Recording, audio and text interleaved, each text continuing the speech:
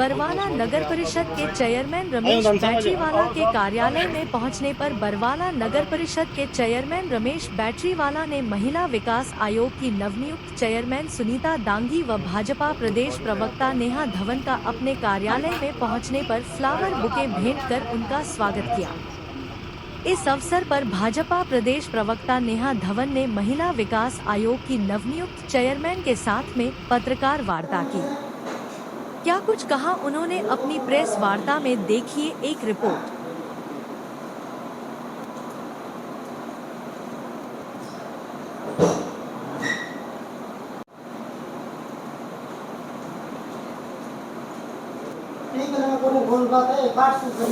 मेरा परेशान कर दिया था ये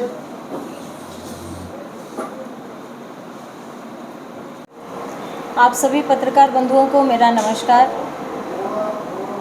मैं एडवोकेट नेहा धवन, भारतीय जनता पार्टी प्रदेश प्रवक्ता, आप सबका यहाँ पहुँचने पर हार्दिक अभिनंदन करती हूँ। मेरे साथ में ही हमारी बड़ी बहन, झांसी ज़िला की प्रभारी, हरियाणा भाजपा की प्रदेश उपाध्यक्ष और अभी वर्तमान में हरियाणा सरकार में महिला विकास निगम की चेयरपर्सन नियुक्त हुई हैं, बड़ी बहन सुनीता दांगी जी बैठे हैं।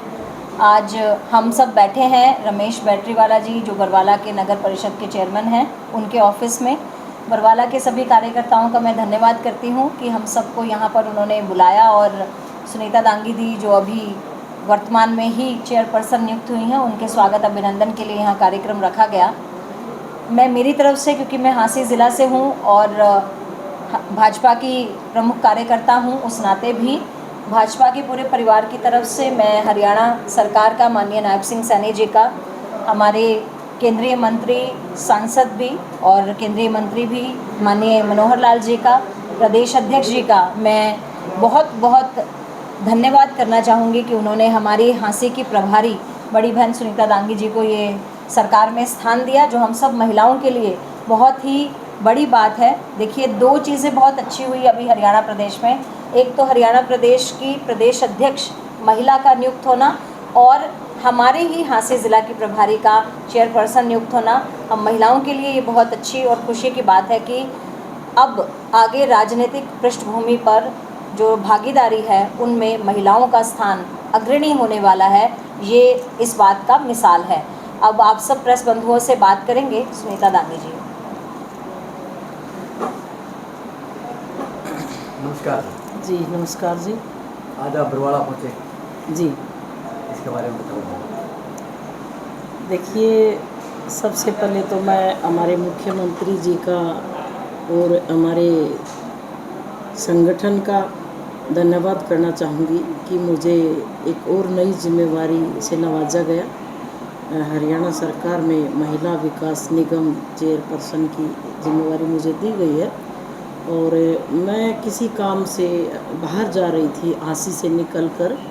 झांसी ज़िले की प्रभारी होने के नाते नेहा बहन को मैंने सूचना दी कि मैं आपके ज़िले से निकल रही हूँ, तो इन्होंने रमेश भाई के पास बोला कि हमारे यहाँ से चेयरमैन भाई चाहते हैं कि एक बार चाय आप यहाँ पर पी कर जाएँ। तो मुझे भी बड़ा अच्छा लगा और मैं आपके झांसी में आप सबसे मिलने के लिए रुक गई कुछ समय के लिए।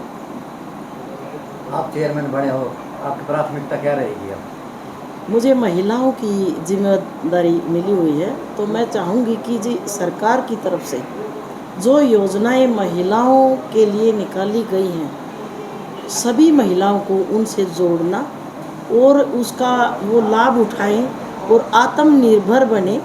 अपने छोटे छोटे लघु उद्योग, छोटे छोटे अपने काम, घर में हथकरघा कोई भी अपने काम शुरू करें और वो महिलाओं को मजबूत करने का काम में, सशक्त करने का, जिस तरह से हमारे प्रधानमंत्री माननीय नरेंद्र मोदी जी ने नारी वंदन महिलाओं का चाहा है, किया है, महिलाओं को सशक्त बनाया है, आत्मनिर्भर बनाने के लिए नई नई योजनाएं निकाल रहे हैं, उनसे जोड़ने का काम मैं करूँगी। इससे पहले देखा जाए तो कभी भी आज तक देखा जाए तो भाजपा प्रदेश अध्यक्ष के नाम के ऊपर कभी भी महिला का नाम सामने नहीं आया लंबे समय से।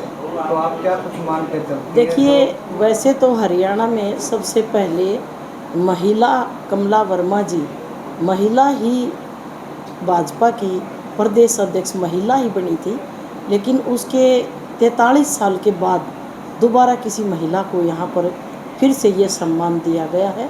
तो मैं शीर्ष नेतृत्व का, हमारे संगठन का बहुत बहुत धन्यवाद करना चाहती हूँ, आभार व्यक्त करती हूँ कि यहाँ महिला शक्ति को इतना मान सम्मान दिया जाता है। हमेशा महिलाओं को आगे बढ़ाने का काम, जब से हमारी सरकार भाजपा सरकार बनी है, सबसे पहले आपने देखा होगा बेटी बचाओ बेटी पढ़ाओ का कार्यक्रम करके महिलाओं को आगे बढ़ाने का काम लगातार नई नई योजनाओं से, चाहे वो लखपति दीदी हो, चाहे वो लाडो लक्ष्मी हो, योजनाओं से जोड़ने का काम हमारी सरकार कर रही है। जी, तो क्या कुछ मान के चलते हैं जिस प्रकार से देखा जाए, अगर हम बात करें विकास कार्यों के नाम की, देश में जिस प्रकार से अगर एक चर्चा का विषय बना हुआ है, हाँ जी। आर्थिक संकट की परिस्थितियों से गुजर रहा है, हाँ जी तो उसको लेकर के एक राहुल गांधी जी ने भी बयान दिया है जी। कि वो 1 साल के अंदर अंदर ही प्रधानमंत्री पद से हट जाएंगे। तो क्या कुछ मान के चलते हैं? देखिए, विपक्ष के पास कोई मुद्दा नहीं है बोलने के लिए, और उन्होंने अपने कार्यकाल में कभी ऐसे कोई काम भी नहीं किए कि वो उन्हीं को गिनवा दे। जी, लेकिन जितने काम अभी 10 साल में हमारी सरकार ने किए हैं, उससे पहले कितना लंबा समय चला गया। ऐसे कोई काम, छोटे छोटी बातों पे ध्यान देना, शौचालय जैसी बात महिलाओं के लिए प्रधानमंत्री सोच रहे हैं। जिस जगह पर नारी का सम्मान होगा वहाँ पर विकास कैसे नहीं होगा? नारी ही देश का जो ना नेतृत्व करती है, नारी ही एक लक्ष्मी अपने देश में मानी जाती है। जहाँ नारी का सम्मान होता है वहाँ सब कुछ समृद्ध होता है, सुख शांति होती है। तो उनके पास, विपक्ष के पास कुछ बोलने के लिए है नहीं, जो धरातल पर रहे नहीं, जिनका बचपन ऐसे चांदी के पालने में, चांदी की चम्मच से जिन्होंने जीवन ऐसा जिया, वो धरातल पर किस तरह समस्याएं, हर वर्ग की समस्याएं, खासकर महिलाओं की समस्याएं, वो कैसे समझ सकते हैं? उनको तो हर एक योजना मजाक सा लगता है।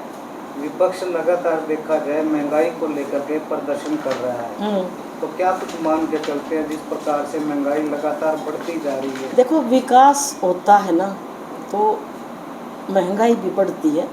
जो चीज़ 20 साल पहले जो रेट था उसका आज वही रेट नहीं है। ना अनाज का रेट है, ना घी का रेट है, ना सोने का रेट है।